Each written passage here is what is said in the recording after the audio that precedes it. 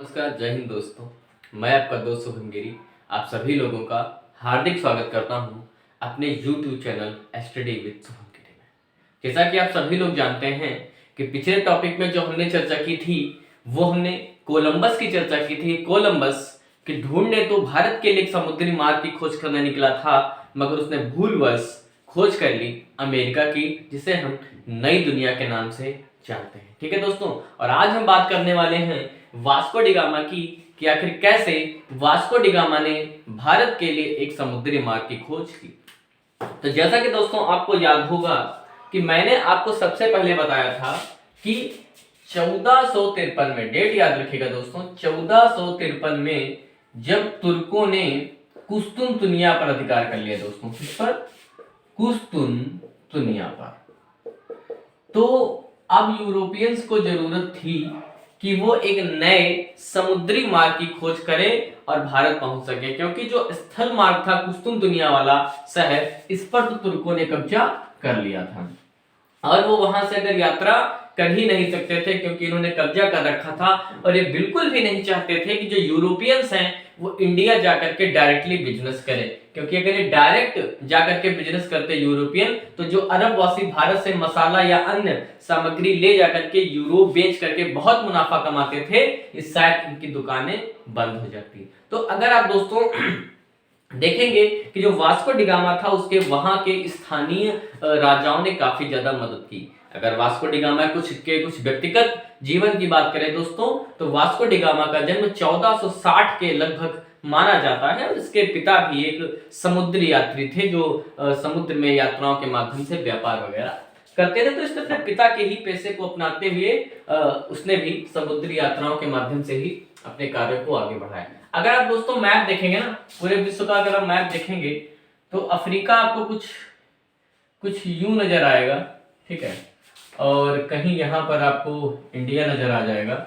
और कहीं यहाँ पर आपको ये नजर आएगा आपको अमेरिका। ठीक है दोस्तों, तो यहां से जब कोलंबस चला तो वो यहाँ की बजाय वो ऐसे रास्ता ले लिया और पहुंच गया कहाँ? वेस्ट इंडीज, जिसको क्या बोला? इंडियन। और वो अपनी मृत्यु तक यही समझता रहा कि मैंने इंडिया को ही खोज निकाला है, मगर ये उसकी भूल थी। ठीक है दोस्तों, और मैंने बार्थोलो मोडियास के विषय में दोस्तों आपको बताया था, अगर आपको याद होगा, कि जो बार्थोलो मोडियास था वो उसने क्या किया था, अफ्रीका के सबसे अंतिम छोर यानी ये वाला जो था आशा अंतरिक्ष, क्या बोला?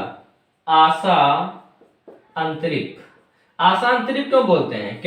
क्योंकि बार्थोलो मोडियास की आशाओं का जो अंत हुआ था वो यहीं आकर के हो गया था, अफ्रीका के बिल्कुल दक्षिणतम तट पर आकर के। इसीलिए बोला कि यार मेरी आशाओं का जो है बिल्कुल अंत हो गया है, इसीलिए इसको आशा अंतरिक्ष बोलते हैं। उसने देखा कि चारों तरफ उसको सिर्फ समुद्र नजर आ रहा था, कुछ नहीं दिख रहा था, सब नीला नीला, सब समुद्र चारों तरफ। तो उसने आगे की यात्राएं दोस्तों नहीं की।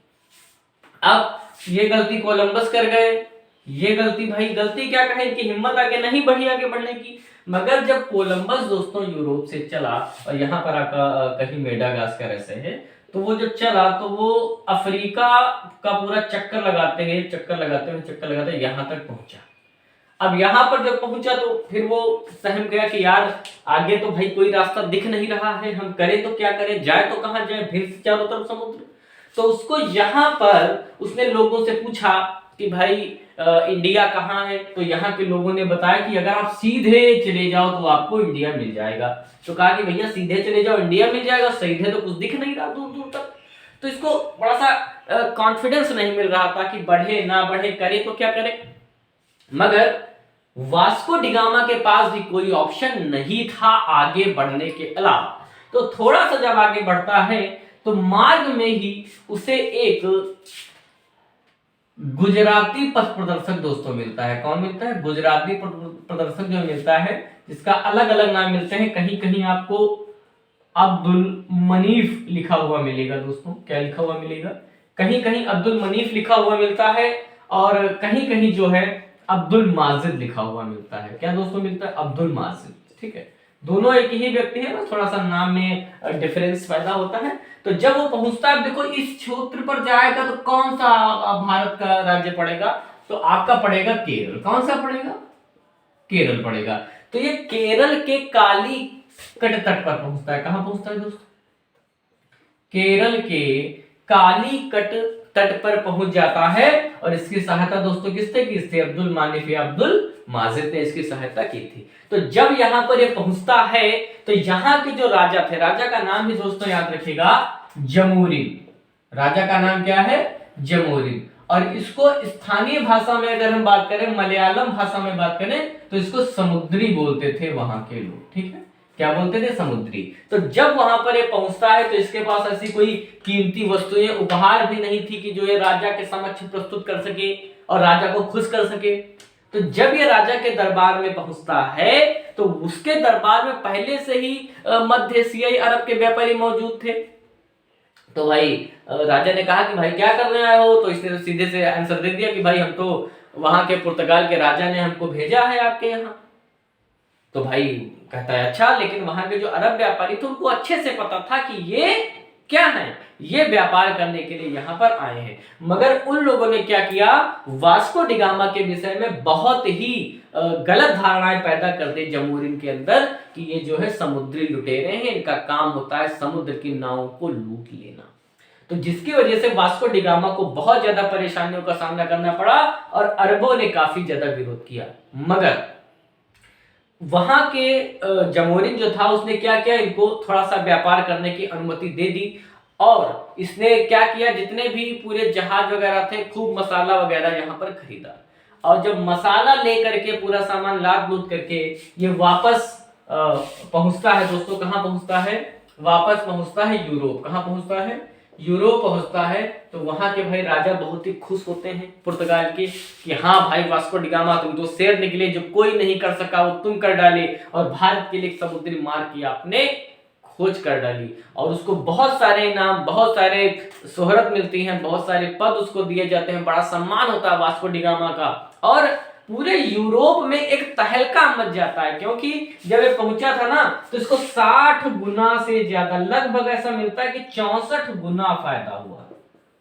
लागत निकाल करके 64 गुना फायदा हुआ, यानी 1 रुपया लगाया और 64 रुपया मुनाफा कमाया वास्को डिगामा ने। तो भाई पूरे जो यूरोपियन थे ना, चाहे वो अंग्रेजों की बात कर ले, फ्रेंच की बात करें, जितने भी यूरोपीय कंपनियां थी, सभी ने मन बना लिया कि भैया हम भी जाएंगे इंडिया व्यापार करने के लिए। जब ये इतना व्यापार कमा रहे हैं तो भाई हम भी मुनाफा कमाएंगे। तो भाई जो पुर्तगाली थे ना, ये पहले पहुंचने की वजह से इन्होंने बिल्कुल ये जो का हिंद महासागर था ना, बिल्कुल इस पर कब्जा कर लिया। और ये देन अगर किसी की मानी जाती है तो ये वास्को डिगामा की दोस्तों मानी जाती है। अगर एग्जाम में आपके सवाल पूछ लेना कि जो वास्को डिगामा था वो कालीकट कब पहुंचा, तो दोस्तों याद रखिएगा 20 मई 1498 को दोस्तों कहां पहुंचा था? 20 मई 1498 को वास्को डिगामा इंडिया के कालीकट पर पहुंचा था। कहां का यात्री था?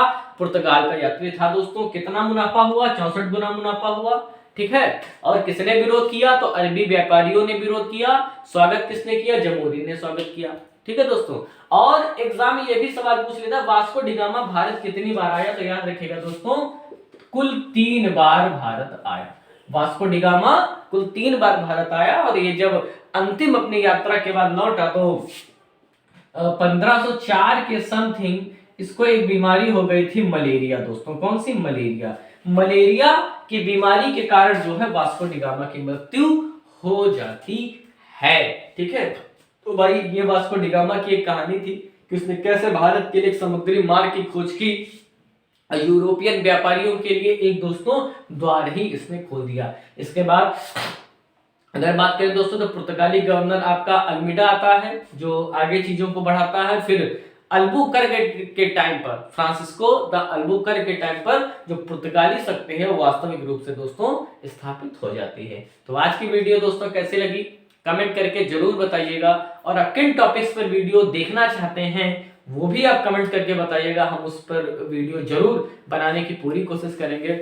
और लाइक करना बिल्कुल ना भूलें। और सबसे इंपॉर्टेंट बात, अगर आप हमारे चैनल पर नए हैं और अभी तक आपने हमारे चैनल को सब्सक्राइब नहीं किया है तो प्लीज जरूर हमारे चैनल को सब्सक्राइब करें और ज्यादा से ज्यादा अपने दोस्तों में शेयर करें। तो ठीक है दोस्तों, अब इन्हीं शब्दों के साथ मैं अपनी वाणी को विराम देता हूं। शाम को मिलेंगे 7:30 बजे लाइव क्लास में। तब तक मेरे साथ बोलिए दोस्तों, जय हिंद, जय भारत, विश्व गुरु फिर से बनेगा भारत।